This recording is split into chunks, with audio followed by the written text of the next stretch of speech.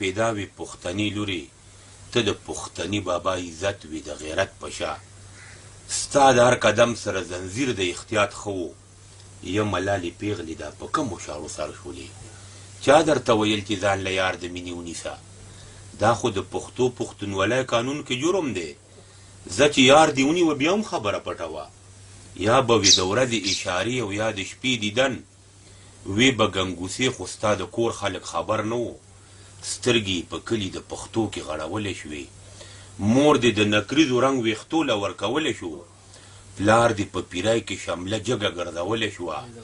رونو دې کاږه واږه ګامونه اغوستلی شو خویندو دې همزولو سره ټوکې وشتې کړلی شوې خو پیغلې چې یاري کوي نو سمه جواري کوي پیغلې چې یاري کوي نو سمه جواري کوي داو کې دا وس د خاندان عزت موبایلي ستا په مټیستوب د کور تله خو قیامت وسم مور دې د سپین سر ویښته په موټو شو کولی دي پلار له دې د مخ ګونجو کې اوښ کوکوتې جوړې کړې رونه دې د کوره بهر تلې نشي په ستر شو خویندې دې هم غلې غلې ګرځي لکه تورې وي تا خو لکه واړه خاندان د خاورو لاندې که ای نو راته ووایه چې ستا انجام به څنګه وي دا د پښتنو وطن د چېرته پټېدلی شي یا خو به سر وخورې او د خپل یار سره به خاورې شي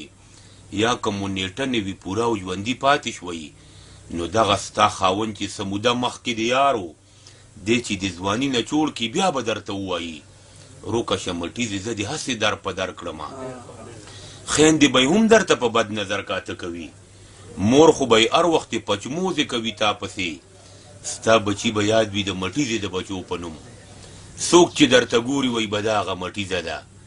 دا پیغور به ټول عمر له ستا د غاړې غور شي